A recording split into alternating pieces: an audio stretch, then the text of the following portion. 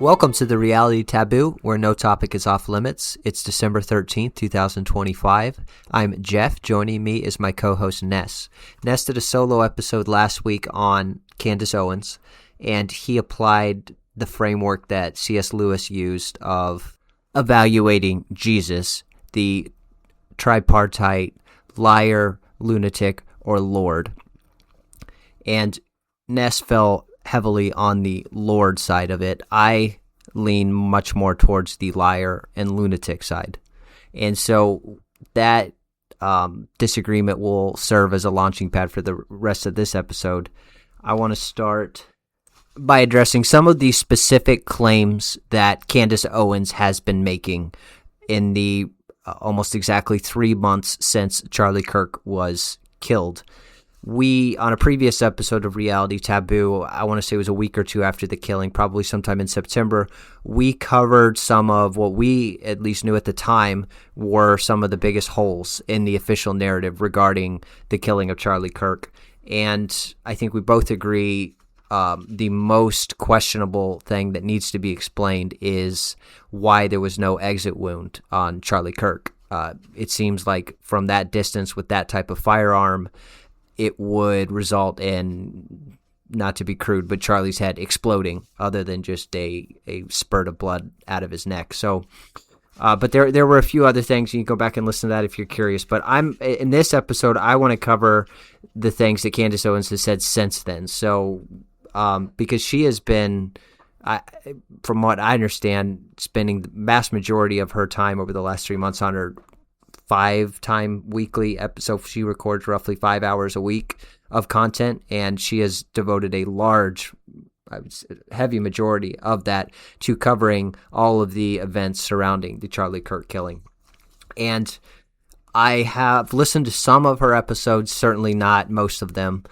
So I'm relying on what I've listened to myself, what I've researched secondhand, what Ness has heard.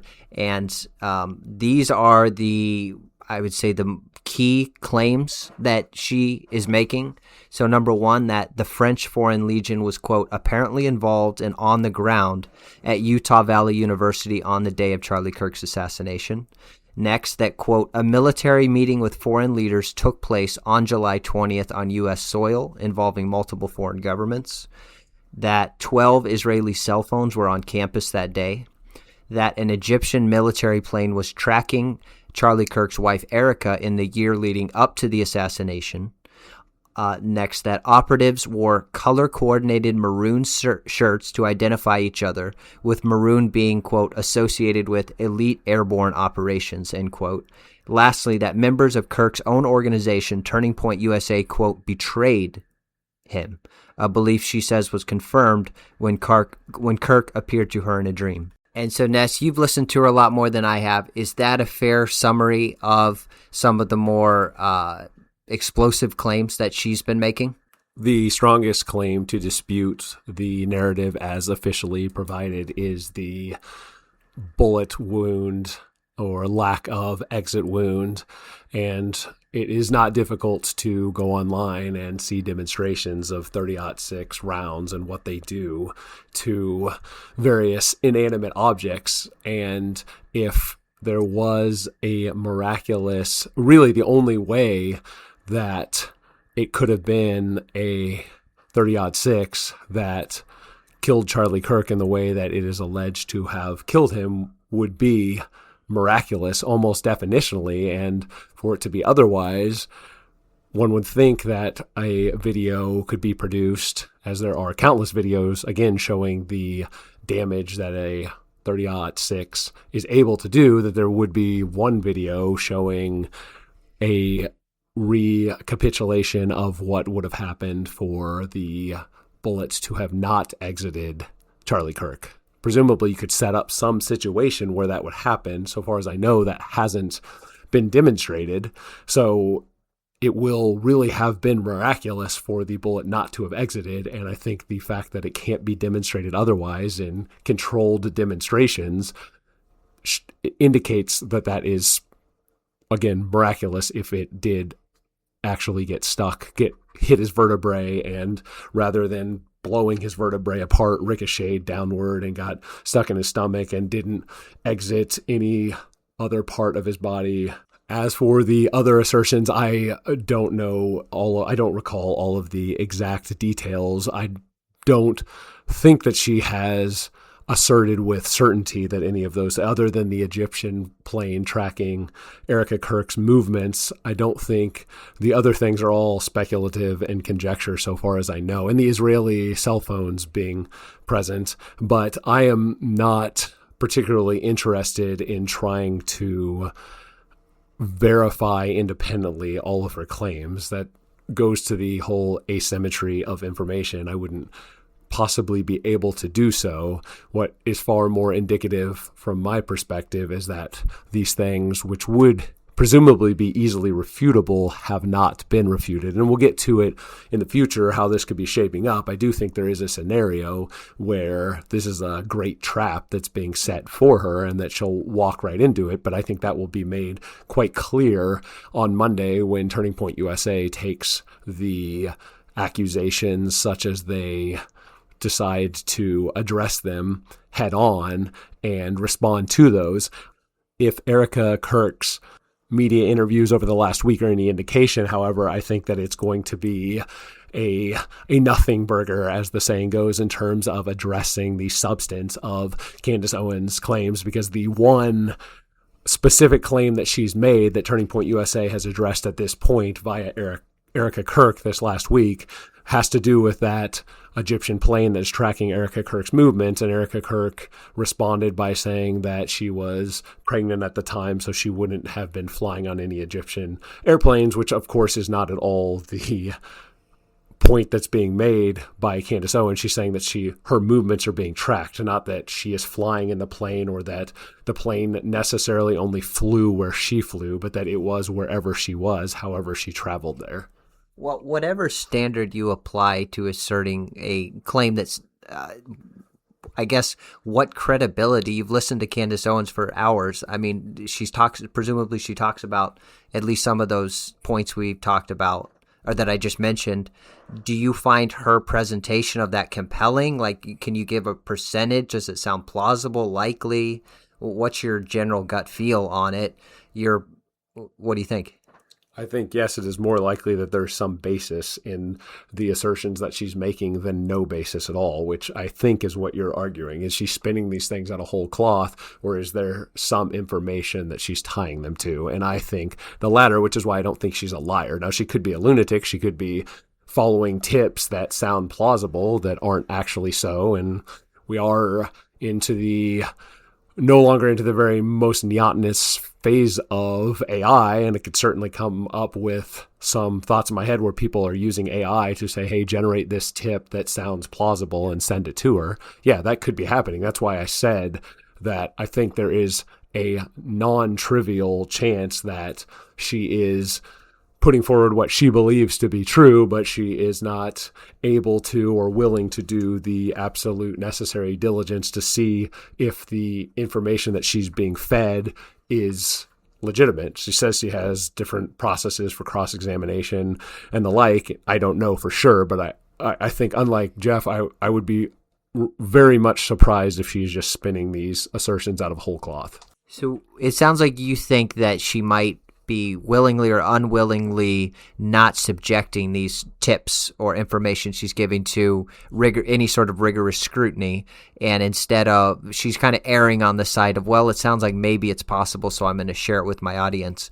And so the question would be, does she have any responsibility as somebody with a lot of influence and power to have any sort of, because, they talk about the new media, and as much criticism as the corporate press gets and deserves, there is some sort of fact-checking system in place where they're, at least in theory, if they get a tip, it's run through multiple layers and it's double-checked and it's cross. There's some sort of independent corroboration, at least in theory, and it doesn't seem like there's much of that with Candace Owens in this situation. So I guess Ness, do you think she has any sort of obligation to make sure these tips pass the smell test? I think that is a totally inaccurate characterization. I do not believe that the New York Times, when they say an anonymous source within the Pentagon told us XYZ, that they go through and do everything they can to verify that information. I think they just take it and effectively act as stenographers for whatever source that they have, the information that is fed to them. When they're talking about troop movements or something on the other side of the world, I highly doubt that when they report that the next day that they went through some process to verify that all of the agents involved were telling the truth. So you think it's actually kind of comparable what Candace Owens is doing versus what the New York Times does in terms of getting an anonymous tip, or maybe it's not even anonymous, getting some tip from an unknown source or a source that's not vetted. You think Candace Owens does about as much screening as the New York Times does? And do you think she's operating under a similar incentive structure where she's just kind of has her ear out for things that she already finds she wants to hear, and she has a sort of confirmation bias? Well, in the case of corporate media, not all tipsters are going to be treated the same. I suspect when it comes through a truly anonymous source, there probably is a lot more fact checking that goes into it. But when it comes to some trusted leaking source that effectively uses corporate media, which they have either bought and paid for in the case of big pharma or the military industrial complex, or when it comes to the tacit or implicit or explicit threat that comes from bumping up against the security state or the federal government, that they just take the word of the leaker at face value. I think there is a difference in how they evaluate tips based on where those tips are coming from. In the case of Candace Owens, I don't know what her process is, other than that she says she has one and she reaches out to multiple contacts to confirm that the information that she's being fed is consistent. Again, I think we're getting to the point, AI still makes a lot of mistakes, but we're getting to the point where AI could spin some narrative where all of the other incidental information could be verified, while the principal claim that is the putative reason for the tip being sent is inaccurate. So that is what I was getting at when I said that if she could be a lunatic, in the sense that she is being fed information that sounds plausible and she tries to verify it to the level that she's able to, but that she doesn't have the capacity to suss out the veracity of the information. But having her go on like this for multiple months and there being no refutation of it at all leads to me thinking that she is either on to something or being set up for a big BTFO next week. So we're exploring the reasons that Candace Owens is saying these things, making these claims, these pretty explosive claims. And one of them, obvious ones, is financial. And so I looked at what are her podcast numbers, what's her advertising revenue, kind of drawing a line of before September 10th when Charlie was killed and after September 10th. And her downloads have gone up substantially since September 10th. And so she's making around $118,000 to $353,000 per month from YouTube, which comes to anywhere between $1.4 and $4.2 million annually. And she's making anywhere between $50,000 and $175,000 per ad read. She's getting paid $50 to $100K for in-person speaking fees, and she has 10 million plus followers on social media. And so her views, her downloads, her amount that she's paid per ad read have all gone up, obviously, since September 10th, as her viewership numbers have gone up. And so she's been giving a real pretty basic incentive structure where the more explosive the claims that she's making, the more viewers, the more buzz she's generating, and that could be fueling her it could incentivize her if she gets another tip that comes in and maybe it sounds kind of nuts. Well, like the last time we did this, we aired it on the episode of Candace, and our viewership went even higher and our revenue increased. So it's a real basic financial explanation that I'm not going to say I don't believe it explains all of what she's doing, but I think it'd be ridiculous not to at least consider the possibility that this is being financial. She's being motivated by financial gain. So what do you think, Ness? Do you think financial incentive explains any of what's been going on with Candace? No, if it does, it's a trivial or incidental explanation, because we dig into her biography a little bit. She married into a family that is worth north of $200 million. And with that kind of uber wealth that she's married into, the farmer family that she married into with a $200 million net worth is going to kick off a passive income of $10 million a year.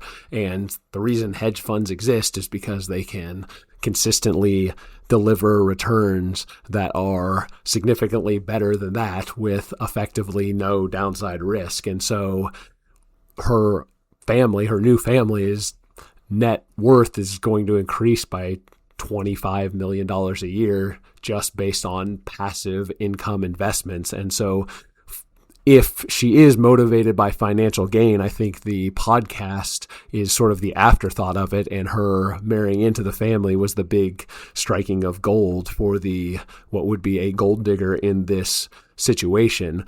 And the farmer family, if that is what she is existing to do, is taking an enormous risk, because she's kicking off a trivial amount of extra income for them. But presumably, if lawsuits against her that were a result of her trying to make a little bit more money for herself, if the lawsuits that result from her activities and her podcast are successful, they could take down the farmer family's multi-deca millionaire status. And for something that is quite petty by comparison, to gain a couple extra $1 million a year, if her revenue is $5 or $10 million a year after expenses and payments out to vendors and the people on her staff and everything else, maybe it's netting them an additional $5 million a year, which again, just making a moderately better investment decision for a family with that kind of money would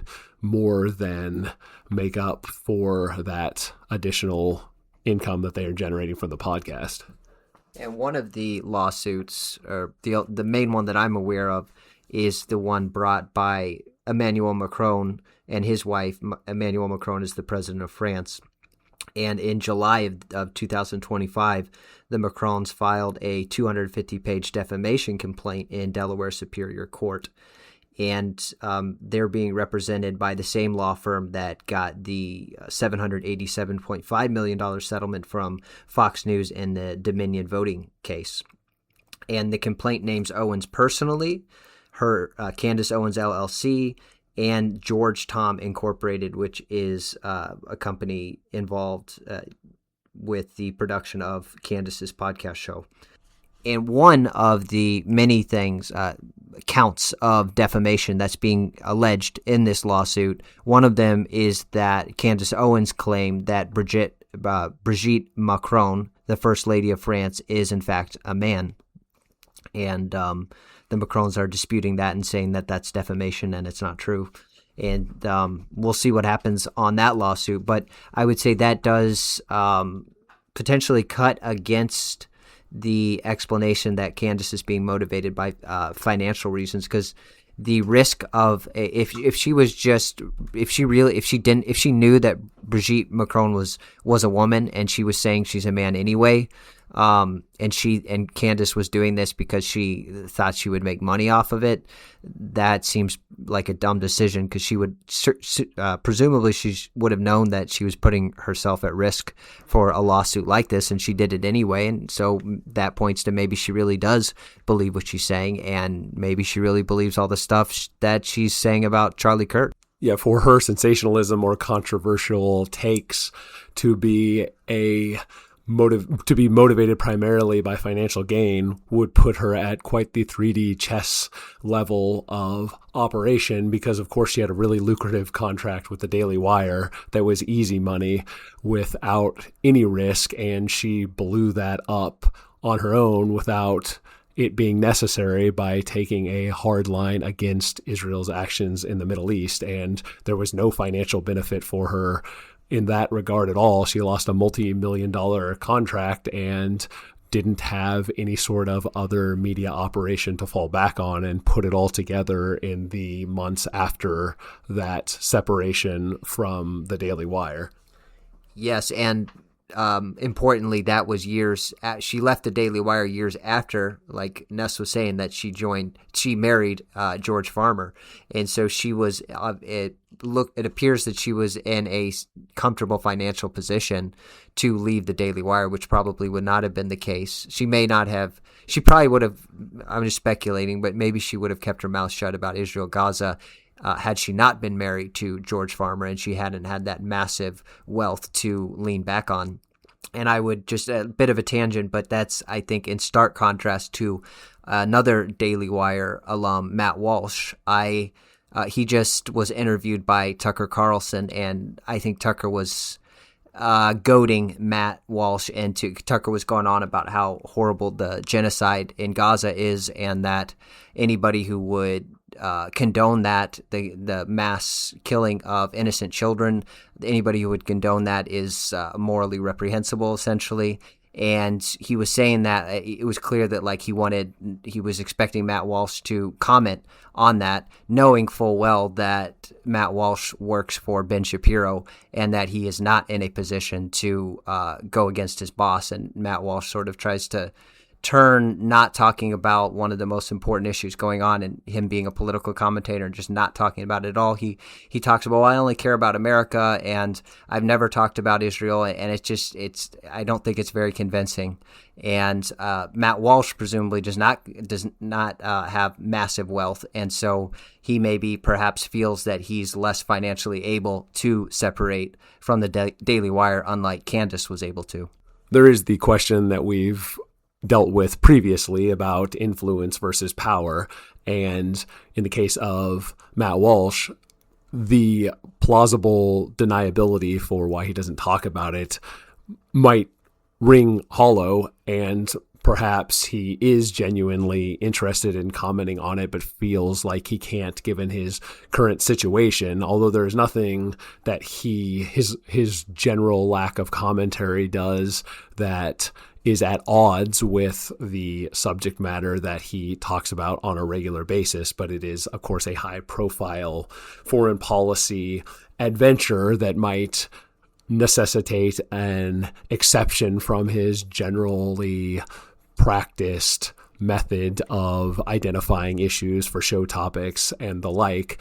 But there is also the institutional power calculation, because in that interview with Tucker Carlson, they discuss how Matt Walsh, I don't put it in exactly these terms, but how Matt Walsh has done a lot more than any of the other influencers like Tucker Carlson himself or Candace Owens for that matter, to actually affect change in the way that the American political landscape operates, in particular with regards to the transgenderism of children, and how Matt Walsh was the primary person, if you have to identify a single person in the United States, that has led to the legislative avalanche against transgender surgeries in several states in the United States. And that is something that if he were operating on his own without the backing of the Daily Wire, he probably would not have been able to realize. And so there is some value of having that institutional imprimatur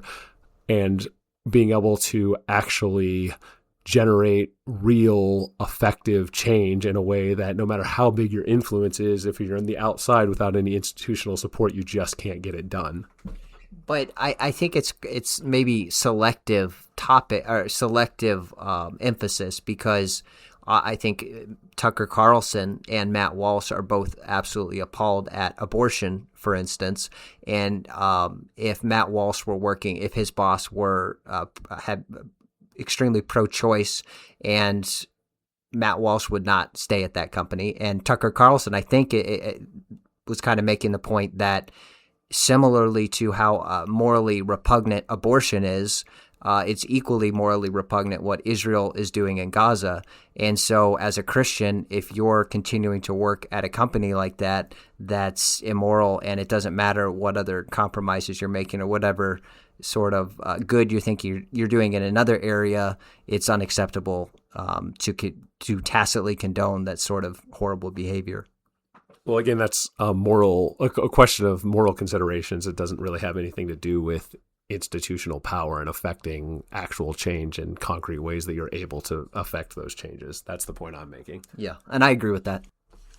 Moving back to Candace Owens, another aspect, I guess, getting at the lunatic side of the C.S. Lewis formulation, I think that Candace Owens' behavior can partly be explained by genuine trauma that she has experienced, seeing her, I think, by all accounts, genuine friend, Charlie Kirk, being killed in public like that.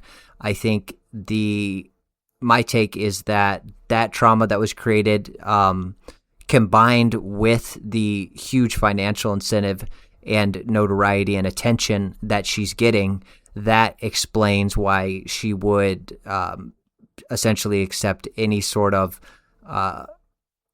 tip that was given to her and not subjecting it to much rigor. Psychoanalyzing Candace Owens is of secondary importance to me beyond what it could tell us or not tell us about the presumed veracity of the claims that she's making, but the idea that trauma is driving her in one direction with regards to the aftermath of the Charlie Kirk assassination, and in Jeff's conception could be clouding her judgment and causing her to bite on some of this bait that's being provided for her in a way where she is not as rigorous as she might otherwise be, is interesting as a speculative conjecture in terms of why she's doing what she's doing. But I think it does have to be contrasted to the reactions that virtually everyone officially at Turning Point USA has had in the aftermath of Charlie Kirk's death, and the vast majority of not just corporate media, but independent right-wing media that had some interaction with Charlie Kirk, with the one exception maybe being Tucker Carlson, but he's hardly pushing the narrative that Candace Owens is directionally looking towards. And the vast majority, again, of those commentators and people who have interacted with Charlie Kirk, who called him a friend and a confidant and someone that they interacted with regularly, the vast majority of them are not interested in any of the information that Candace Owens has put forward. And none of them have refuted it really at all either, which is why, to psychoanalyze myself, why I have been somewhat taken aback by the assertions that she's made and the holes that she's pointed out in the official story. It's not like I was a Candace Owens booster or anything prior to listening to her show over the last few weeks. I had never listened to a Candace Owens broadcast about anything ever in my entire life other than her congressional testimony that Democrats called to get to the bottom of white supremacy or something to that effect. And I thought she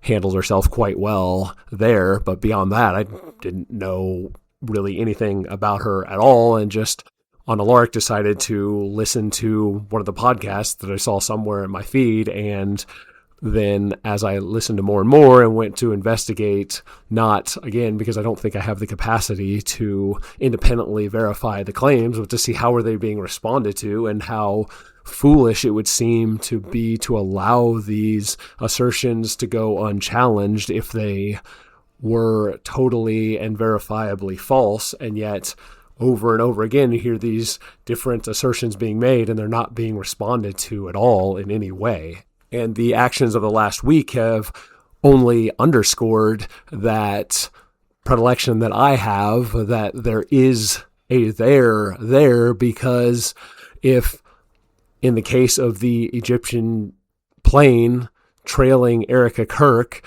If that was obviously false, then Erica Kirk would have said it was obviously false, but she didn't. Instead, she made a very obvious straw man denial of a claim that Candace Owens wasn't making at all. And if there were some other innocuous explanation for it, I would presume that somebody like Erica Kirk would be interested in getting to the bottom of it, because even if you dismiss out of hand the idea that these Egyptian planes were coordinating Charlie Kirk's assassination, even if you don't come to the necessary same conclusion that others might by following the information that Candace Owens has provided, you would still presumably at least be interested in getting to the bottom of it yourself independently. And there doesn't seem to be a lot of curiosity from any of the other people in Charlie Kirk's network following his assassination, although they too were presumably traumatized by it. So it's interesting to see that her trauma would have pointed her in a diametrically different direction than the trauma that most of the people close to Charlie Kirk experienced and how it directed their behaviors. One detail that hooked me in early that I will be interested to see if Turning Point USA addresses, and this is one that has been reported on by the Salt Lake Tribune, so there is a respectable corporate media source for this. It's buried on like paragraph 50 of a long feature on the event and the tragedy surrounding it. This was written a little over a week after Charlie Kirk's assassination occurred, and this paragraph starts, quote, "The school has since repaved the spot where Kirk spoke before he was shot. The university is also reviewing its security measures to see what it could have done better," unquote. And that is one of the many things that Candace Owens pointed out as far as what it meant potentially logistically. There are speculations looking at the video footage. It does seem that to the extent that you can make sense of a projectile coming at sonic speed coming in, the way that it hits him, it doesn't look like it's coming from above. It looks, if you had to guess based on just the naked eye looking at the trajectory and the way that Charlie Kirk moves and his body is moved by that projectile, it seems like it's more likely that it came from below than above. And so could there have been some access point from below where somebody shot up towards Charlie Kirk? I have no idea. This gets, again, at why I wouldn't really try to go and independently verify the facts on the ground, but it at the very least seems highly suspect that the most notorious political assassination of arguably the last 50 years occurs, and the site where it occurs is immediately, within less than a week, is torn up and removed and then repaved. If there was some regularly scheduled maintenance, presumably some event like this would cause that to be halted at the very least.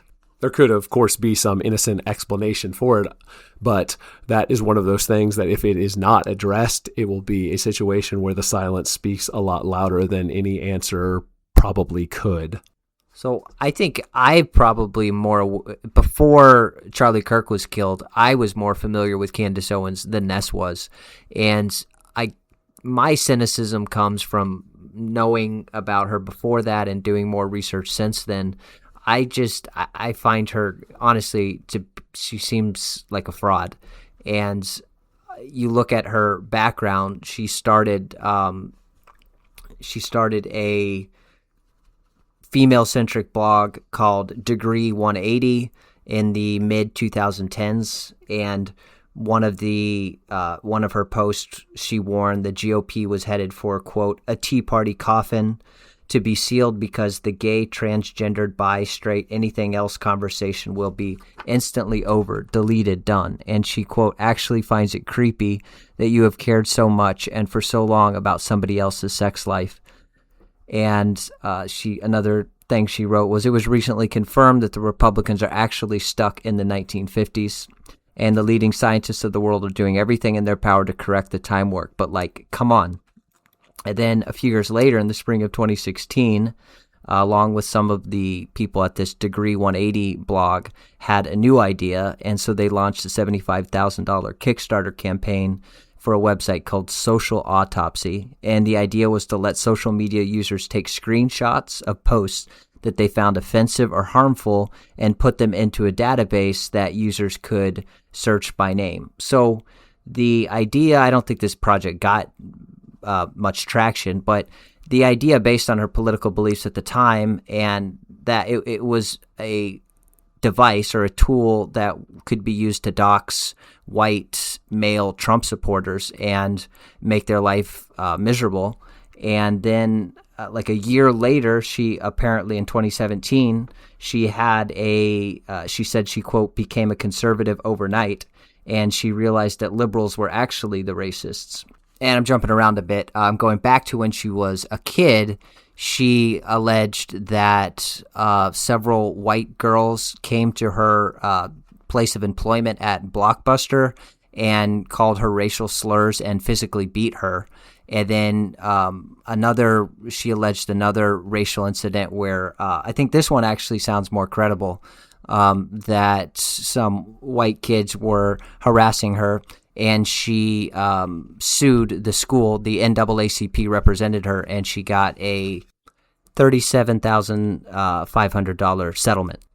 And so I see her fitting more into the Dems are the real racist trope, that, or maybe it's also conveyed, the idea is conveyed by the joke, what do you call the only black person at the Republican National Convention? You call him the keynote speaker. I think Candace Owens gives permission for a lot of conservative white people who are not comfortable saying certain things on racial matters. She has a lot more leeway to say them, so they kind of hide behind her. And they find a lot of white people find an articulate black woman who agrees with them and assures them that they're not racist. That's a very appealing thing. And I think she kind of stumbled into that, and she was able to fill that niche, a high demand, low supply proposition, and she was able to take advantage of that. And I also think she more recently is also fitting into the magical Negro trope of a black person having this idea. You see it reflected in pop culture all the time. Some idea or some examples of it would be like the black guy in The Green Mile who has supernatural healing ability, and he's like a black Jesus figure, and he is a tool and a way for white people to reach enlightenment. And there's a character in Stephen King's The Stand. There's this black woman who's like a oracle, and she receives these visions, and she's able to direct mostly the white characters to what they need to do to survive in this post-apocalyptic world. And I think she's fulfilling that now, where she's maybe subconsciously seen by white conservatives as having access to some supernatural ability or prophecy, and she's unlocking the secrets of a conspiracy, in this case involving Charlie Kirk. If anyone would be immune to that sort of persuasion, it would be yours truly, and that is just the evidence of one. But if we're doing the psychoanalysis here, while that could account for some amount of her popularity, again, it's not something that I've followed especially closely. The official story that is provided by her for her conversion, her sort of Damascene conversion to the right, is the Gamergate controversy.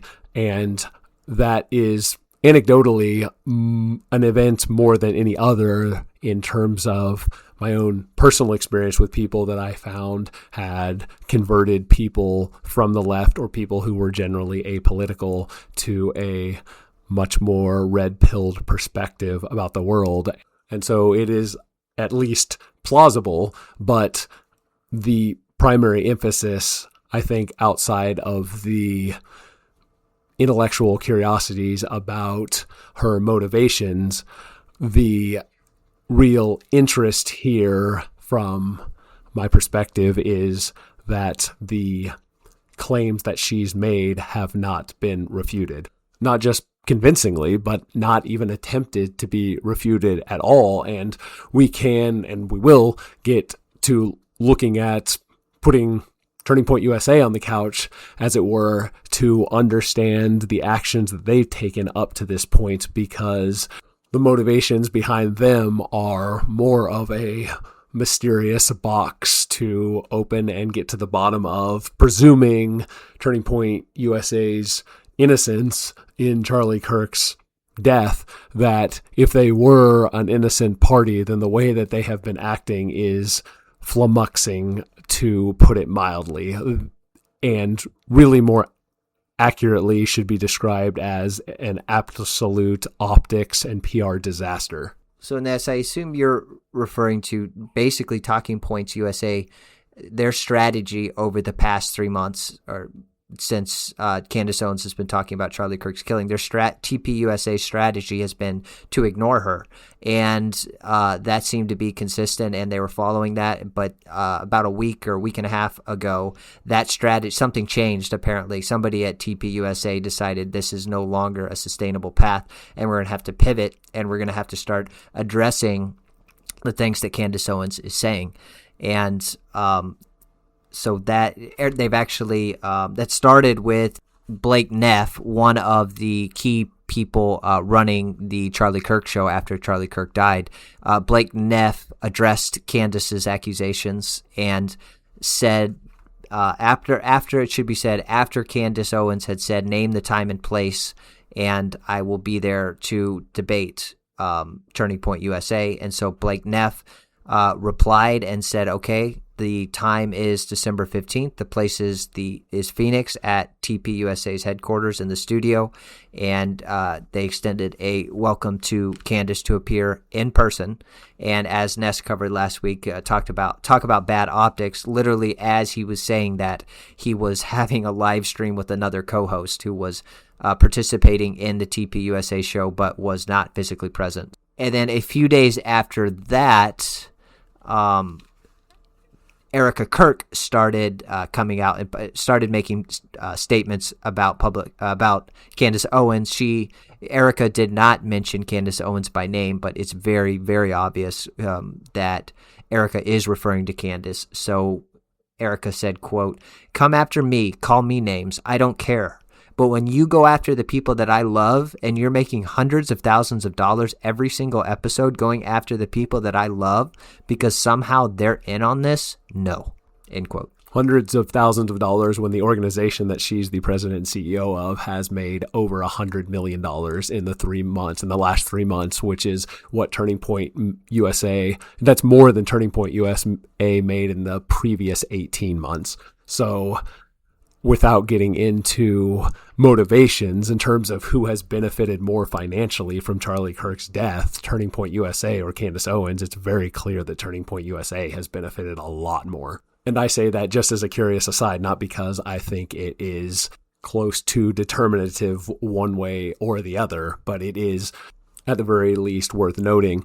In the case of Blake Neff responding to the offer that Candace Owens made, I think it is worth pointing out that it wasn't like he immediately responded to that. She has been saying that for 2.5 months, at least, so far as I'm aware, that she would love for Turning Point USA to answer these questions and she would be happy to interact with them. And Turning Point USA just ignored her and then came up spontaneously with a specific, or seemingly spontaneously with a specific place at a specific time and in a method that they don't hold anyone else to the same standards on, and then gave a reason for that totally, if it has to be taken seriously, that the reason that they wanted her to appear in person is because that is the way that they can really get to the bottom of things, then that implies that all of their other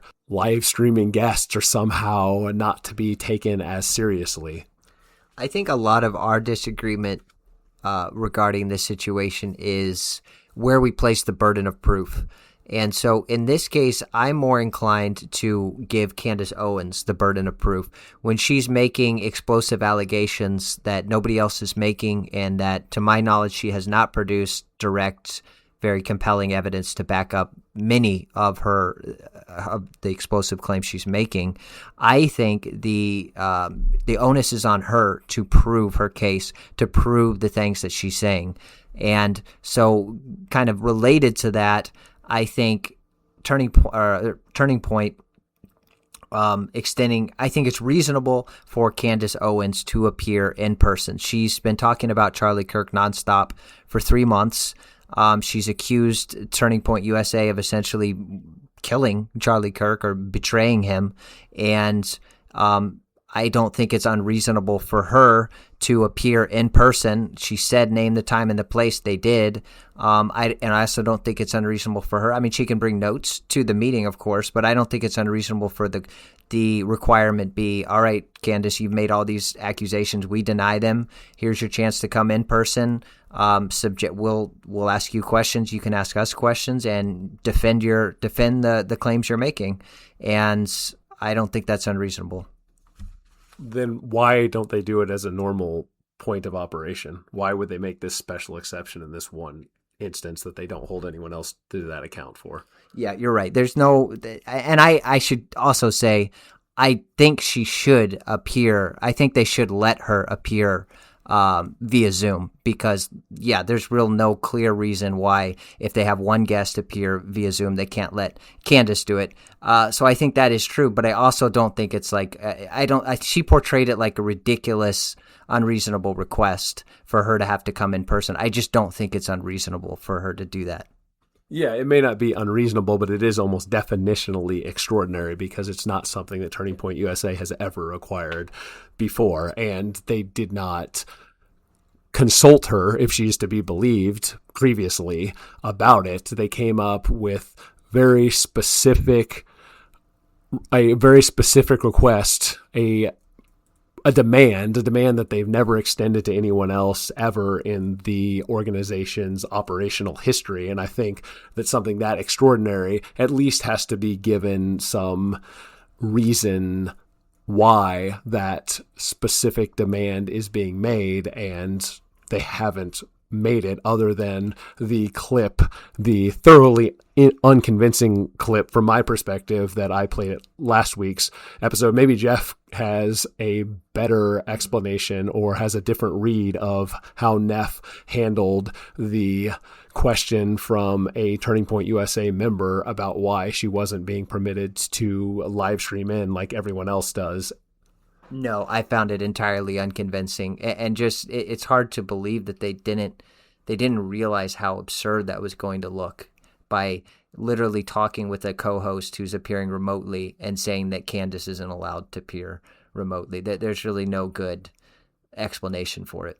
With regards to the burden of proof and who carries it, this is a meta point that has been iterated here previously, but I think it's worth reiterating, and that is the major problem. Really, Alex Jones was ahead of his time by talking about InfoWars, because that really is the problem here, that there's a massive asymmetry in information. And so if the requirement is always that the people on the outside looking through a glass darkly that don't have access to the primary information are held to the same standard as the people who have access to it, and that it is almost impossible for people on the outside to verify what would be easily verifiable by people on the inside. If that is the standard, then we get cases like the Iraq War, where when eventually it's figured out that the information was BS, it takes so long and there are so many hoops to jump through that the decision has effectively already been made, such that the people who are putting out the incorrect information are not punished for it at all. And so I think it is, to put it in game theory terms, it's the game design here is set up such that those who are going to be dissident in any way from any official narrative are at an inherent massive disadvantage. That is more academically interesting to me than anything else, because I, as a consumer of the information wants to know primarily what is true and what is not, and I'm not as interested in grilling the individual agents of that truth. I just want to get to the truth, and if what Candace Owens is saying is so obviously false, then this could have been dispatched with 3 months ago and wasn't dispatched with 3 months ago. And so in some ways, the success that Candace Owens has enjoyed, such as it is in the wake of Charlie Kirk's assassination, could be laid at the feet of Turning Point USA, who could have easily dispelled all of this when Candace Owens first broached the idea that the story is not what it seemed 3 months ago. And up until this point, they just refused to do so, despite the fact that she was the most popular, most downloaded podcast in the world for multiple weeks. Yeah, and that's why we both agree we're going to eagerly be awaiting the December 15th Turning Point USA special edition episode that is billed, I think, as addressing some of Candace Owens's claims, and presumably they're going to, or at least they're claiming that they're going to refute them.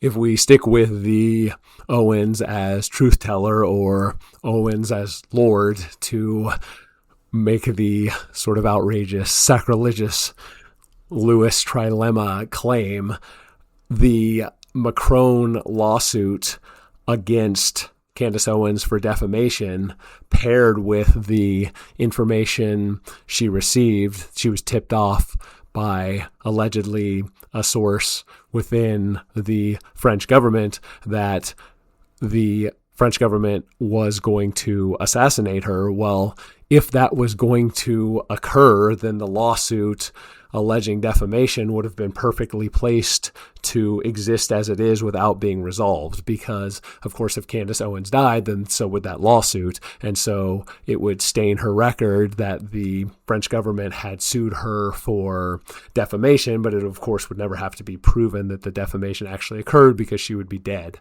On the other hand, to elaborate more on the potential for a trap being set for her here, if we steelman the tact that Turning Point USA is taking, and that is being blessed presumably by TPUSA donors who undoubtedly have not been quiet at all since Charlie Kirk's assassination in terms of what will succeed it and the controversies surrounding it, can also come up with a narrative that is plausible, where Conservatism Inc. and the MAGA movement lead using Candace Owens as a Pied Piper, an off-plantation figure like herself, who has a lot of popular following, but who is a gadfly in a lot of ways in terms of saying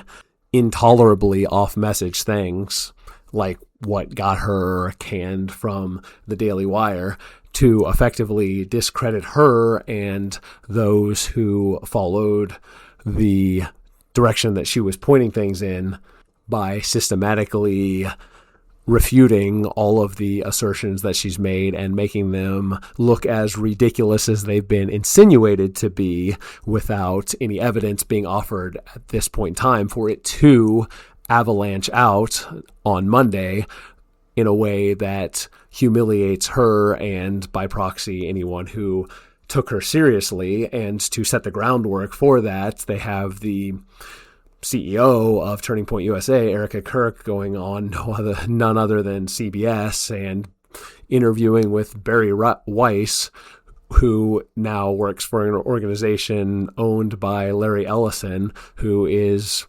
about as Zog a member of the global managerial elite as a person gets, someone whose entire life outside of his technology field has been devoted to Israel and the furthering of Zionism and the MAGA movement in the United States, and the rest of the Western world more generally, to have Erica Kirk there on this new christened CBS pro-Zionist institution, to have that be the thing that effectively brings down Candace Owens and the Charlie Kirk assassination theories with one fell swoop would discredit skepticism of Israel and America's relationship with Israel,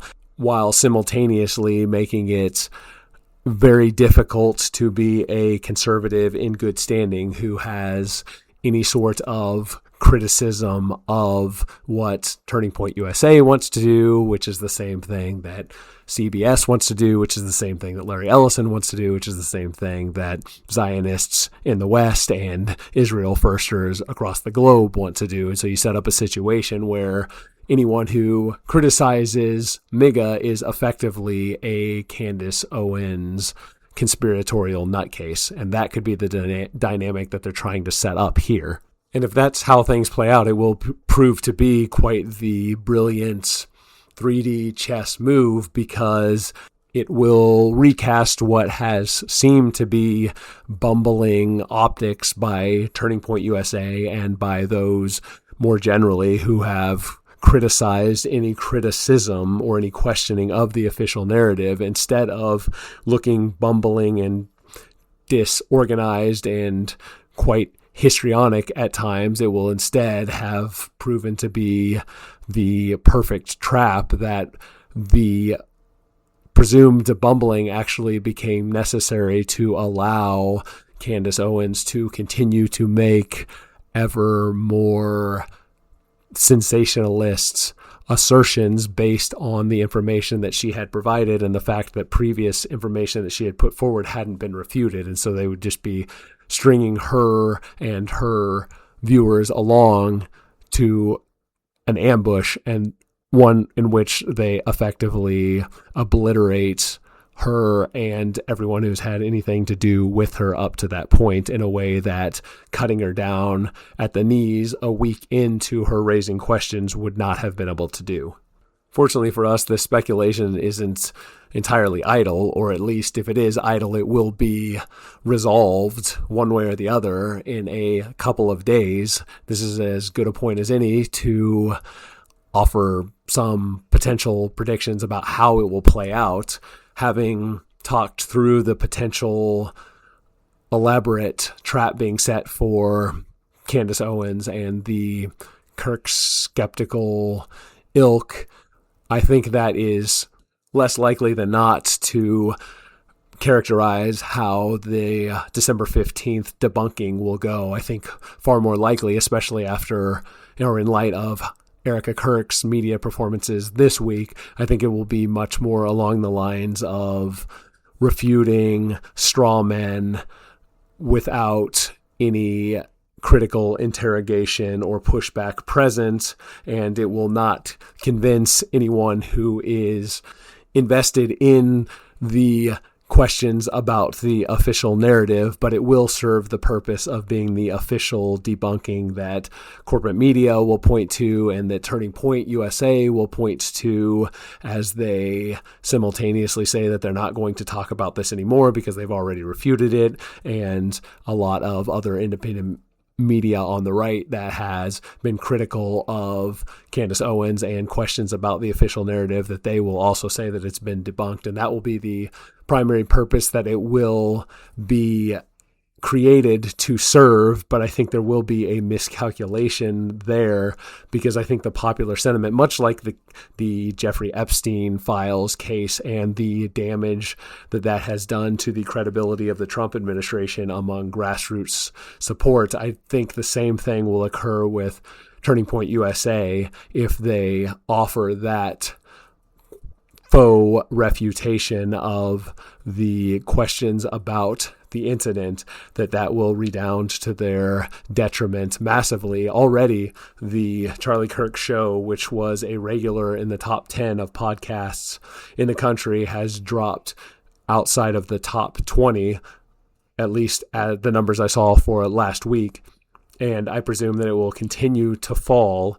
That doesn't necessarily mean the end of Turning Point USA, but it does mean the end of Turning Point USA as it has existed as a largely grassroots organization, and will instead be a transitioning point for Turning Point USA to become, instead of this organization that has to go down and sully itself by engaging with the public and trying to get its pulse on the sentiments of grassroots conservatives, in particular younger conservatives, it will move from that to being another heritage foundation type of institution that is bankrolled primarily by large donors that effectively issue orders that Turning Point USA dutifully follows, but that it will no longer be an influence operation and instead will be something that exists to try to manufacture consent by the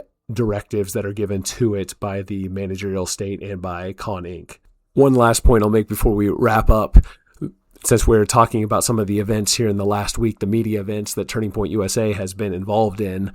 Candace Owens has claimed that Andrew Colvett, who's the number 2 at Turning Point USA, was the one who told her that Charlie Kirk was fearful for his life just 24 hours before he was killed, and that Charlie Kirk had relayed that to Andrew Colvett via text, something that, just like every other question that Candace Owens has raised, hasn't been addressed up to this point by Turning Point USA until this week, when Erica Kirk offered a different explanation than what Candace Owens did, saying that Erica Kirk asserted that she had Charlie Kirk's phone and he had not said anything like that to anyone in the days leading up to his death. And of course, when Erica Kirk said this, immediately there was a lot of attention given to Andrew Colvett to validate what Erica Kirk was saying by responding that he had never texted Candace Owens anything like that. And 48 hours later, on his X feed, he has made no mention of it one way or the other. And he was one of the 2 people. He was the person being live streamed in beside Blake Neff when the demand for Candace Owens to appear at the debunking occurred. And so he is someone who presumably would have easily, unless again, this is all part of a great setup to humiliate Candace Owens, presumably he would have responded to this by denying it. On the other hand, if there is some nefarious action, the Turning Point USA is somehow involved in the assassination in dark or unsettling ways, well, it would be all the more reason for the operating orders for Turning Point USA over the last 3 months to have been not to respond to any questions about the official story, because as a lawyer will tell clients, the best thing they can do is just keep their mouth shut, because if they start talking about specific details and there is some big lie that they're ultimately operating to cover up, well, the more details that they offer, the more likely they are to be caught in contradictions. They spin a bunch of lies and they're going to get caught up in those lies. And so if Andrew Colvett had actually texted Candace Owens that Charlie Kirk had told him via text also that he feared for his life, well, he probably shouldn't have done that, because at some point, somewhere down the road, that's going to be brought up, and the Turning Point response is going to have to be no, that didn't happen, and that's going to create a contradiction. The other alternative, I guess, is that Candace Owens isn't just a liar, but she's sort of a nihilistic sociopath who is fabricating outrageous assertions that could easily be disproven. And so it will be interesting to see how that, along with all of the other questions that have been raised over the last 3 months, are addressed. That'll do it for us this week. Thanks for listening. We'll talk to you next time.